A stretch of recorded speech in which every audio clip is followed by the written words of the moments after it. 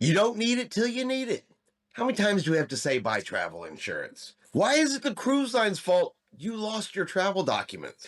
And if every single thing is wrong and bad on a cruise, there's a chance cruising's probably just not for you.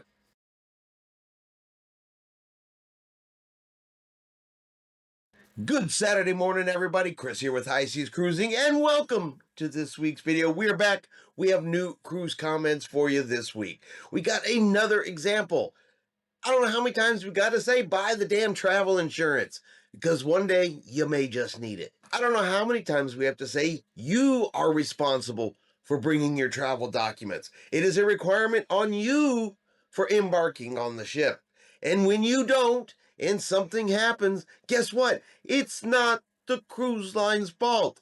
It's yours. And a wonderful example of why cruising is just not for everybody. So let's jump right in. Let's read today's comments. Let's find out. Do you agree? Do you disagree? Are these people right, or are they just plain wrong? First up today, another one about travel insurance. These are so common, and travel insurance is talked about all the time. Yet it's always comment after comment. I didn't get it. Something happened. What can I do now? Buy the travel insurance at the beginning? That's really the way that this is solved. Yet no matter how many times we say it, you always end up with this comment. I am supposed to set sail Thursday. I know this is extremely last minute, but my father has been placed on hospice, so I'm not sure I'll be able to make it. Do you think there would be anything I could do to not be out almost $3,000? I do not have travel insurance. I don't know that you're going to get your $3,000 back. You can call cruise lines. Maybe, slim chance, they might be willing to work with you. But how you solve this problem from never ever happening is buy the travel insurance. Plain, simple, easy. Everybody should have it because you never know when you might need it. This is a good example of things happen. Unplanned things happen. Travel insurance is how you prevent being out almost $3,000. Now, you have to have the correct documentation to board a cruise ship. Plain, simple, no negotiations on that. If you show up to the cruise port and you don't have it, you're not getting on the ship. Again, no negotiation about that. And you can stand there and say, I am Diamond. I am Elite. I have sailed 30 million times, whatever the case may be. You can say, I will never sail on this cruise line again. Even though all cruise lines will have the exact same requirements. But you know how people are. It's never their fault. It's always the cruise line who did them dirty. I will never cruise with Royal or Celebrity again, and I have been a long-time loyal customer, Elite status. Celebrity Cruises refuse to allow me to board my cruise because my wife lost her passport, but her passport was scanned into their system, and all the ports didn't require one. They stole my $10,000 I paid for a suite, and I will never let this go.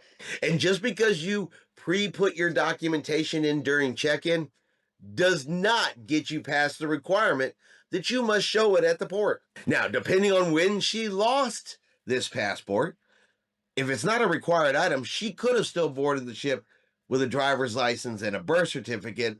Now, she may have lost it on the way to the port, so she didn't have it. Didn't really say in the comment. But as the passenger, it is your responsibility to show up at the port with the correct documentation to get on the ship. It doesn't matter if you are an elite status and a long-time cruiser. Documentation requirement is the same for you as it is for the person on their very first cruise. But I still love the threat. I will never sail on Royal Caribbean or Celebrity again because they wouldn't break the law for me. I'm Elite. Stop with that BS. Just stop with that BS. You didn't have the documentation. You couldn't get on the ship. That's only on you. Now, how did they steal $10,000? I don't know. Did you not have travel insurance? We've heard that one before. And if you did, you would file that with the insurance. You'll take that up with them. Whether or not they cover I lost my passport, well, that's really going to depend on the policy you purchased. But again, they didn't steal anything from you. You purchased it. You showed up without the correct documentation. You couldn't get on the ship. Tell me again how this is the cruise line's fault and they're responsible for this?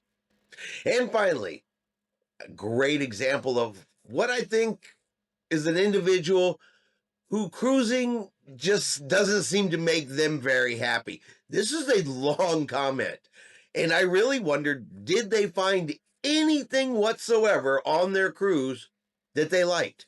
Did they enjoy a single part of it? Because after reading this comment, I'm not sure that they did. It almost looks like and feels like they went out of their way to find something wrong every single minute of their cruise. But let me read this one to you. Let me share this, and then we're gonna have to break this down because this is, like I said, this is a lot. This is our review of the Norwegian Viva from a Med cruise June 5th to June 24th.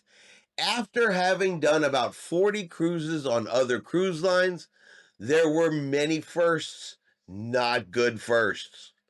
On the first day, the room cleaner and or butler always comes and introduces themselves, but not on Viva, even though we were in the Haven. The Haven suites have drawers under the bed, which means no space to put luggage and carry-ons, so they end up scattered around the room. The walls are not magnetic, so no place for your handy magnet hooks, and there are only 2 provided hooks for a 6-person capacity room. The bathroom sinks are the large, impractical rectangle ones, leaving only an inch of counter space for all your toiletries. 2 small shelves beside the sink were dirty, one with glasses, which when picked up left rings underneath. This is in addition to an empty Kleenex box. A useless feature had predictably already broken down: electric curtain openers. We sent out our laundry and it came back with shirts mangled with faulty ironing. We noticed this with tablecloths too in restaurants that often looked unironed. We had a butler and a concierge, but there was nothing they could do that we could not do for ourselves, like cancel or make reservations. But as soon as you asked for something extra, they were powerless. For example, they could not get the main dining room nor a specialty restaurant to take a special request for a window table, even when arriving early. One night we asked if we could add some families staying in non-Haven rooms to join us for a Haven dining experience. The room was never full. The simple request was met with, "OMG, do you realize how special that is?" The concierge or butler can't even make the decision. It has to go to the concierge manager, who agreed, but said we had to pay an extra $60 a person. Haven dining for our 3-week on board was the same menu every morning, noon, and night, except on the last couple of nights they added a special, too little, too late. Our biggest disappointment was dirt. One night we got a window table in Cagney's. Our water glasses were dirty, so the waiter just switched them from an adjacent table, but they were dirty too. Beside our table was some decorative glass that looked greasy. I called the maitre d' over and he said no, it was just the look. So I ran a finger over it, leaving a trail of clean versus grease. Then I pointed it out to him that on the wide frame around the window there was a big glob of something, maybe barbecue sauce or a shooting of fat off a steak. He was unperturbed, but no attempt to fix or comp the meal. Then the wine steward came with a new bottle, which he opened and poured like Coke. No tasting, no protocol. While most bars have a dirt problem, the worst one was the observation deck bar. You arrive at the bar or a table, and there are dirty dishes, glasses, and stains from a prior guest every time. Most people put them on the floor, as by then we all realized you have to clean your own area and go to the bar and get your own drink. Food overall was a 4 out of 10. Shore excursions, we took 2 that involved boat trips.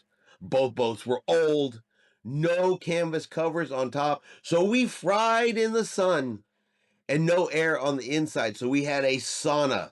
No safety briefing. In fact, the second one, I never did find the life jackets, even though I looked. On one tour, the boat left us to do another tour and came back for us an hour late while we waited in the hot sun. We also noted that our exhaust smoke was always gray-brown compared to other ships who showed nothing or white. It was so bad that on the observation deck for watching the go-karts, there was always black soot everywhere. We were a family group of 14, and we unanimously said, NCL never again. P.S. My wife and I tried a 4-day NCL Luna Bahamas cruise.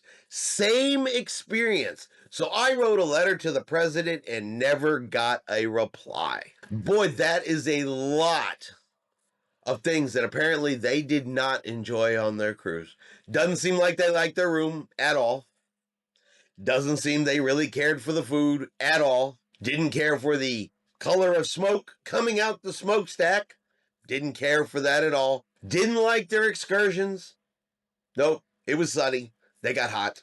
Didn't like that at all. Really appears like they didn't like anything about sailing on Norwegian cruise lines. I mean, they even took one before. It was the exact same experience. But that's why they had to write a letter to the president to let them know how they felt about Norwegian cruise lines. And honestly, if you were the president and you got that letter, would you respond either? Yeah, probably not. Maybe Norwegian shouldn't have been your cruising choice.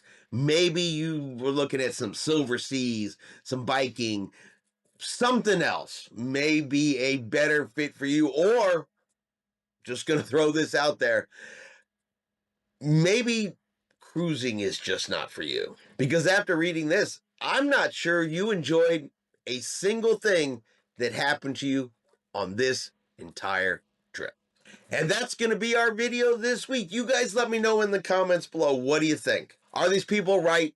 Are these people wrong? Should the cruise line do something for people that don't purchase travel insurance, even though they tell them up front, you're going to need this, you should get this, because you never know. It's an option every booking. Is it the cruise line's fault that you show up without a passport and they won't let you on the ship?